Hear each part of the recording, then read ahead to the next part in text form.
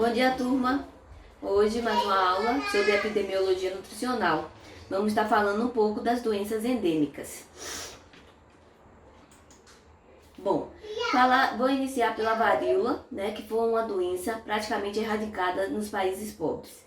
Uma intensa campanha para eliminar a varíola humana foi coordenada durante muitos anos pela Organização Mundial de Saúde.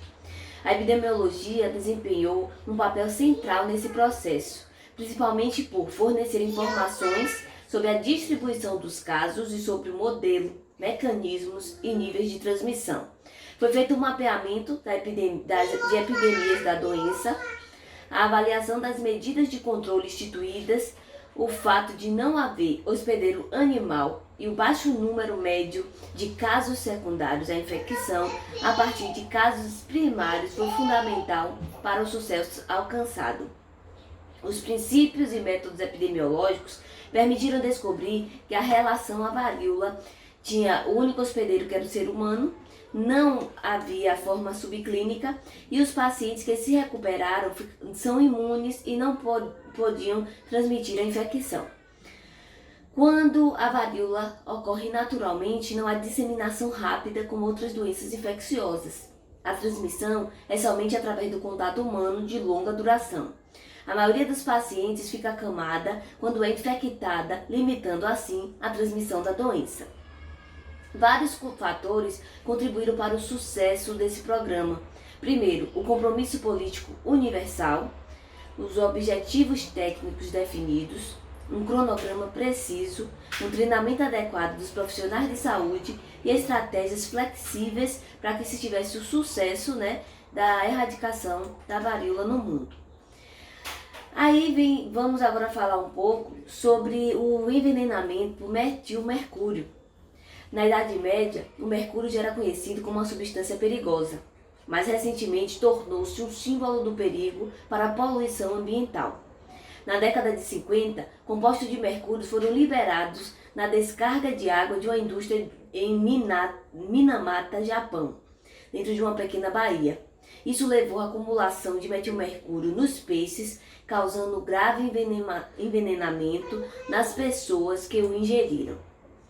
Esse foi o primeiro relato de epidemia por envenenamento com metilmercúrio, envolvendo peixes, e levou vários anos de pesquisa para que fosse identificada a causa exata do envenenamento.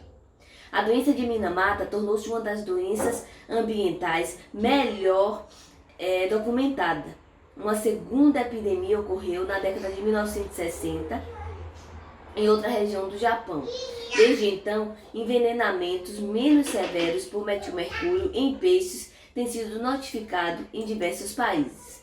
A epidemiologia desempenhou um papel fundamental na identificação da causa e no controle daquela que foi conhecida como uma das primeiras epidemias causadas pela poluição ambiental.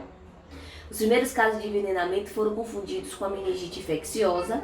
Entretanto, foi observado que a maioria dos 121 pacientes com a doença residia próximo à baía de Minamata.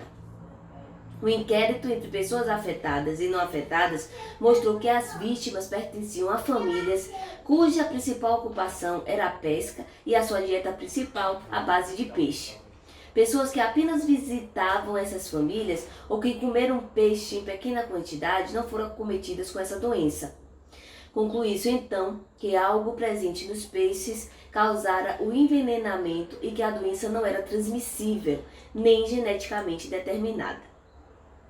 Agora vamos falar um pouco da febre reumática e da doença cardíaca reumática, que estão associadas com baixo nível socioeconômico, particularmente em habitações precárias e com aglomeração familiar. Situações essas que favoreceram a disseminação das infecções estreptocócicas das vias aéreas superiores. Nos países mais desenvolvidos, o declínio da febre reumática começou no século XX, muito antes da introdução das drogas efetivas, tais como sulfonaminas e a penicilina. As causas dessas doenças são mais complexas que aquelas envolvendo envenenamento por metilmercúrio, para a qual existe um único fator causal específico. Nós temos aqui também falando um pouco sobre os distúrbios por deficiência de iodo. A deficiência de iodo, predominantemente em certas regiões montanhosas, causa a perda da energia física e mental, associada com a produção inadequada de hormônio da tireoide que contém iodo.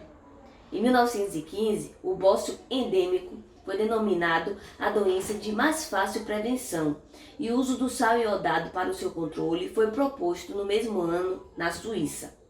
Os primeiros ensaios clínicos com iodo foram realizados em Ohio, Estados Unidos, com 5.000 adolescentes do sexo feminino, com idade entre 11 e 18 anos. Os efeitos profiláticos e terapêuticos foram impressionantes. Em 1924, o sal iodado foi então introduzido em larga escala em vários países. O uso do sal iodado é efetivo porque é consumido em todas as classes sociais, em quantidade aproximadamente igual durante todo o ano. O sucesso desse programa depende da produção e da distribuição do sal, do cumprimento de leis regulatórias e de controle de qualidade e conscientização pública. Na verdade, eles fizeram uma pesquisa e procuraram que alimento eles poderiam estar introduzindo, né, a quantidade de iodo para poder as pessoas não estar desenvolvendo mais o bócio.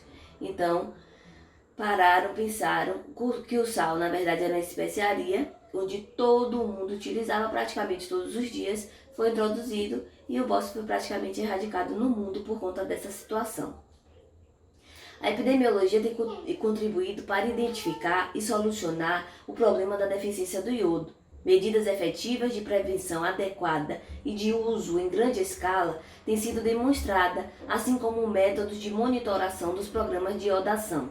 Apesar disso, houve grande atraso na utilização desse conhecimento, fato que prolongou o sofrimento de milhões de pessoas nos países de desenvolvimento onde a deficiência de iodo ainda é endêmica.